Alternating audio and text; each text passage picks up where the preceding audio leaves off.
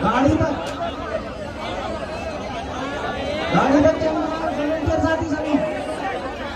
तुम लोग मेहनत से पढ़ाई करो, 1 साल में हम लोग मेहनत करके इतनी ताकत में चले जाएंगे कि हमारे जरिए ही सरकार बनेगी, तब हम बहनों को रोजगार देंगे सबको।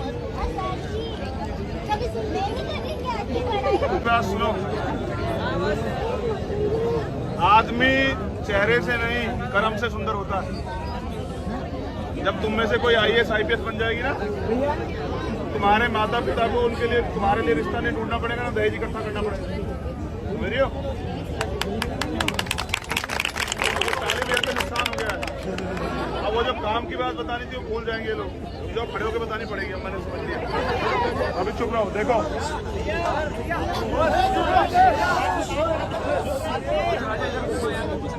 देखो, उनके आगे माथा टेक के कुछ पैसे चढ़ा के हम लोग अमीर हो जाएंगे।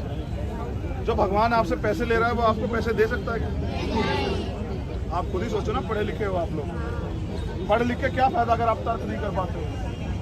अगर पढ़ लिख के भी आप गुलामी में रहते हो तो फिर क्या फायदा? जब बाबा साहब अम्बेडकर संविधान लाए तभी तो महिलाओं को IAS IPS doctor engineer clerk बनने की आज़ादी मिली।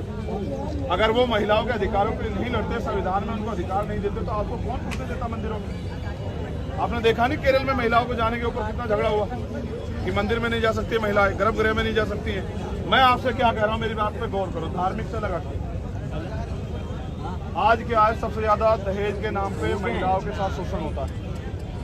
दहेज हत्या, दहेज के नाम पे परिवार प्रताड़ित करता। क्यों करता है पता आपको? समाज में भी यही बात लागू है, क्योंकि वो उनके पास रोजगार। अच्छा सोचो, जो बेटी IAS IPS है, वकील है, जज है, ये लाठी अगर उठा ली ना तो पतंग बन जाएगी। बहुत सारे लोग जो बोल रहे हैं, समझ रहे हो? बात करने दो। तो वो इसलिए उनके साथ ये अन्याय अत्याचार होता है। जैसे मैंने समझा कि हमारे समाज के साथ क्यों होता है, क्योंकि हम कमजोर हैं, हमको आर्थिक रूप से कमजोरी है।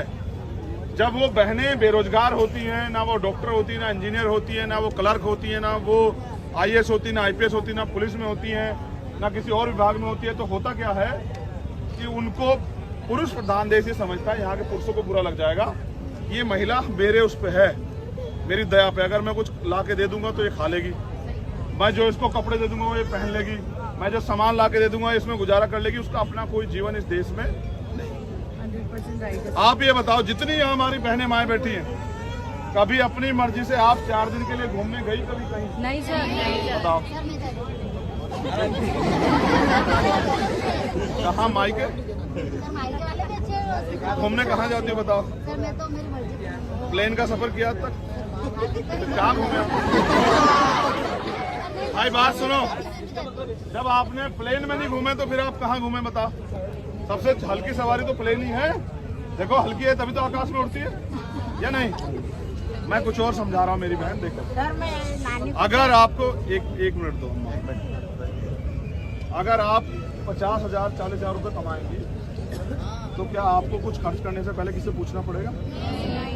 आप अपनी सेविंग भी करो, कोई घूमने जाओ। तो महिलाएं यहाँ क्या है, पहले तो पिता के हिसाब से चलती है और समाज के हिसाब से क्या पहनेंगी, कहाँ आएंगी, कहाँ जाएंगी, शादी में जाएंगी नहीं जाएंगी, किस व्हीकल पे जाएंगी, रात में किस समय निकलेंगी, दिन में किस समय, ये कौन तय करता है?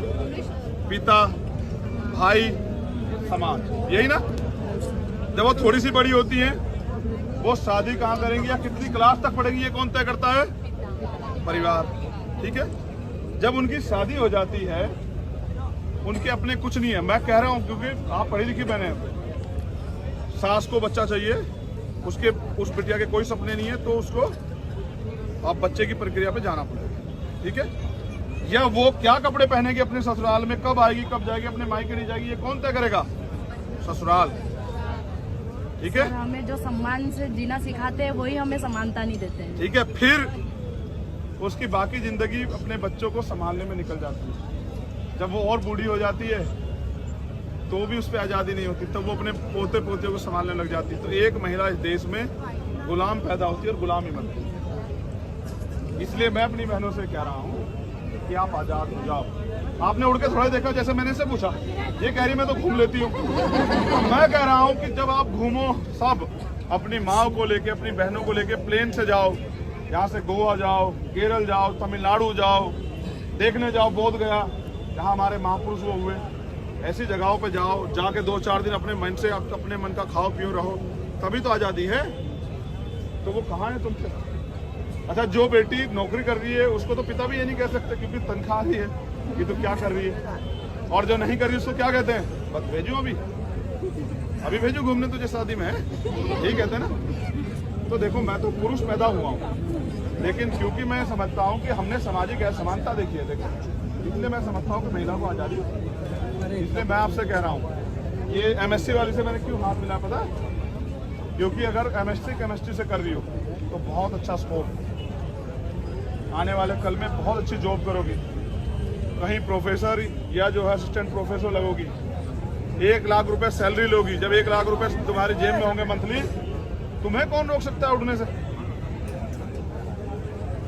अपनी माँ के भी सपने पूरी करोगी, अपने पिता के भी सपने पूरी करोगी, उनको भी 2 रुपए दोगी, वो भी सम्मान करेंगे। जिन पे पैसे नहीं होते उनका सम्मान भी नहीं होता, समझ रही हो? इसलिए मैंने ये बात तुम्हें बताई। फोटो तो तुम सारी खिंचवा लो, लेकिन फोटो से कुछ नहीं बदलेगा बहन। आप जब अपनी पढ़ाई को मजबूती से करोगी और अपने पैरों पर खड़े हो जाओगी, देखना आपको मेरे कहे हुए वर्ड याद आएंगे कि हमारे भाइयों की क्या। और अगर आप नाकामयाब हुई तो भी याद आएगा कि अगर हम भाई की बात मान लेते, अच्छे से पढ़ाई करते, मेकअप में ना घुसे रहते, तो सब ठीक हो जाते।